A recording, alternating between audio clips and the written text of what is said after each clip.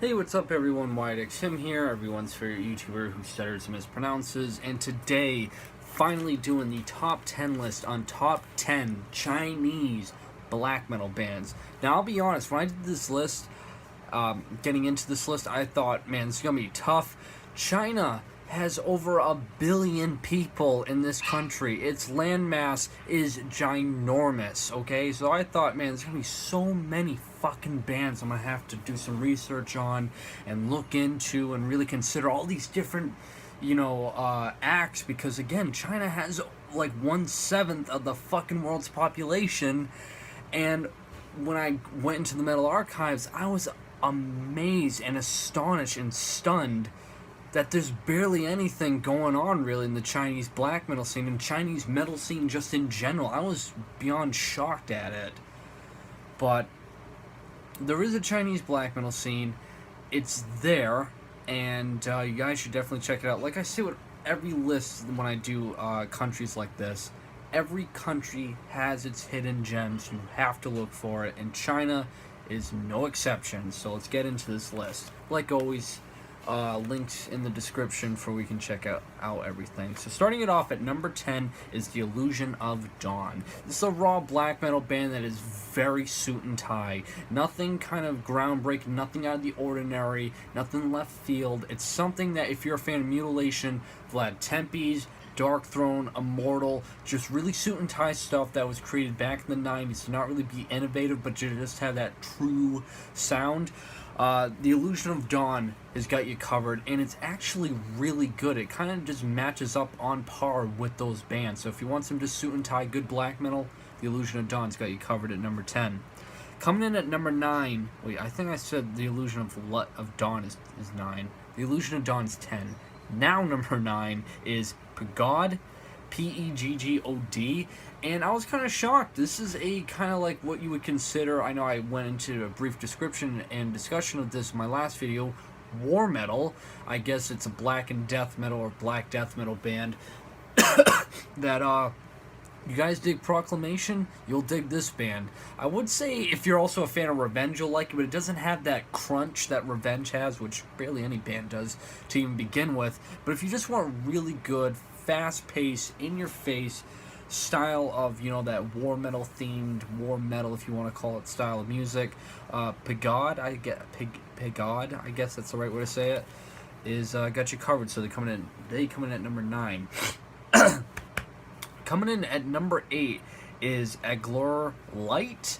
This is a one-man raw black metal band that is actually really good, obviously, since it's in this list. But what makes me scratch my head and kind of why is that the second demo, which is Blood and Honor, I think that's what it's called, is DSBM, or has not DSBM, I'm sorry, NSBM, or National Socialist ideology, or it's kind of like a narrative, I want to say. The second demo has like a narrative kind of point of view or something like that, documentary style, with, the audio clips of whatnot, of, World War II intercoms of Nazis and Nazi Germany type of shit. And I'm just going to assume, like I said, it's kind of like a narrative point of view, because that kind of makes no sense that a Chinese citizen that plays this style of music would be into that, considering the fact that they were with war with them. But that just doesn't make any sense to me. But regardless, not that I want to throw this band out of the way because it has NSBN themes, it is really good. It has that really just hateful sounding atmosphere, hateful sounding vibe going on, and it's honestly really good. It's just what throws me off is the NSBM themes, but I don't know, it just doesn't make any sense to me. A Chinese man would do that. But regardless, Aglare Light, very good stuff regardless, and they're coming in at number 8. Coming in at number 7, oh man, this band's got some potential, is Tomb. Simple name, but a really tremendous sound. They have one full length, or an EP, I think, that came out a little while ago. But man, this shit is fucking awesome. And what's so good about it is that they have a lot of ambience and a droney sound into their mix towards the EPs that kind of build that I don't want to call them a DSBM band, but the drone and the ambience in this album has like this emotional, really dark, twisted sound with great build-up with this album that they've done, and they just unleash you with just so much hatred and carnage with the vocals and the instrumentation. It has a lot of potential, I feel like, and Tomb comes in at number 7. Coming in at number 6 is Esthète Sinistre. This is an atmospheric post-black metal band that's only released one EP back in 2012, I believe, and I'd love to hear more by them. What's really cool about this band is not only is it an atmospheric black metal band, which is really easy to get into, but it has like this folkish vibe in some parts. There's some acoustic parts, there's some more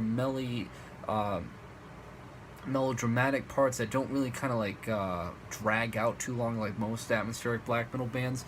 And I'd love to hear more by this band. So yeah, Esthète Sinistre, there's not much to say because they've only released one thing that's 24 minutes long, but I'd love to hear more by them. I feel like they got a lot of potential, so they come in at number 6.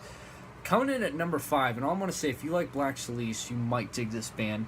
Number 5 is Misshapen Hatred, and it's just the vocals remind me a lot of like Black Celice, Cosmic Church, like the howls of those vocals that this band has reminds me a lot of Black Celice and Cosmic Church. The only problem is, like, at some points it gets a little too over the top with the howls, that it almost becomes a little laughable during some of the end parts of the verses that the guy kind of spews out with the vocals.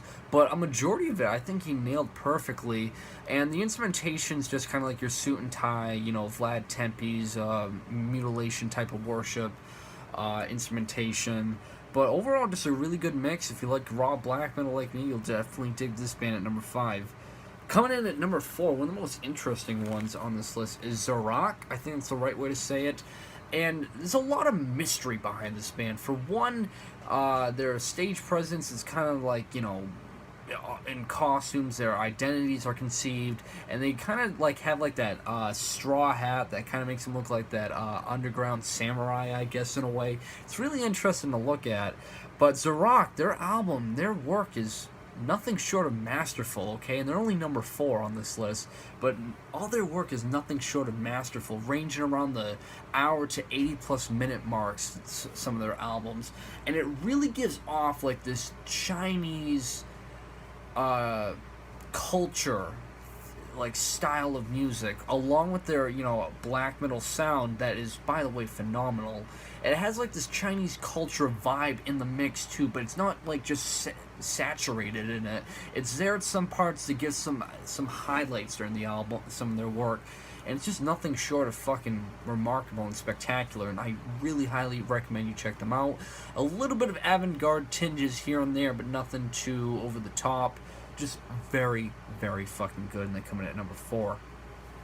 Coming in at number 3 is this band called Aum, A-U-M, and if you just want an assault to the ears, just a really blasphemous, kick-ass, in-your-face black metal, this band's got you covered with its debut EP. Just very good. The vocals are the meat and potatoes of why I love this act. It just has just such a sick, twisted sound to it, and it's just absolutely fun to listen to. It has like that more, but it has that occult, mature sound that we really all look for, I feel like. So yeah, definitely check out really good stuff out of the Bandcamp to that. Coming in at number 2, and that's kind of ridiculous because I can't find that much about them online, but the stuff I've heard, oh my god, this reminds me a lot. So when I say this band's name, you'll just be like, yep, that's why it's number 2. Obviously, that's fucking Wyattxhim for you. But this band called Leukaemia, okay, I know it's a really ridiculous name. The band's name's called Leukaemia, but this band, its sound, its production, its vocals remind me so much of Reek of the Unzen Gas Fumes. Alright, it sounds like the little brother of Reek of the Unzen Gas Fumes. It's awesome. It may be labeled black metal, but there's some grind in there, okay? There's some death metal in there. It's just fucking berserk, okay, sounding, and I loved every second of it I've heard. I definitely am going to be really keeping an eye out for this band. on Discogs, so I'm gonna be searching up fucking Leukaemia on Discogs. But this band is fucking awesome and radical as shit. Love this band. I really am gonna keep an eye out for them. So again, number 2, the band's name is called Leukaemia. And number 1, the only thing negative I can say about this band is that it's disbanded, but this one release they've done is perfect. Perfect, fucking perfect. If you think China, only has all this, over-the-top, oversaturated K-pop, which I know you could say Japan really has that more than anything, and whatnot, it doesn't have a black metal scene, listen to this band to make you think completely differently, okay? But number 1 is Sadeus Darknight, and oh my god, this is raw black metal done perfectly, okay? I'll say that again, perfectly, okay? Their full-length Empty is pretty much raw black metal done, second wave, not second wave, modern raw black metal done just perfectly, okay? The atmosphere is murky and dingy sounding, the vocals are just vile and evil to the fucking bone and will just give you goosebumps, but it's also headbangable at the same time. It has everything you want in raw black metal all together, and it's just why did this dude only release 1 full length? Okay, it sucks, but all I know, and I didn't catch the name of this guy because I probably would butcher it to fucking hell, but this guy who was in this project, Sadeus Darknight, is now in the number 3 on this album, So if you like Sadeus Darknight, definitely check out at number 3. But guys, please check this band out. It's incredible. Trust me on it. If some of you guys dig Chinnamasta from the last list I did for top 10 Indian black metal bands, you'll definitely dig Sadeus Darknight. It's pretty much Chinnamasta with just a more headbangable sound. Really good. Highly recommend it. It's just, again, only thing negative I can say, it's just not active anymore. Usually I don't put non-active bands in lists, but I couldn't help myself with this one, and it was an easy number 1 pick without a doubt. So again, Sadeus Darknight, check that shit out. And it's my top 10 list for top 10 Chinese black metal bands. Hopefully you discovered something new. Thanks for watching, liking, supporting, and subscribing. You guys are the fucking best, and good listens.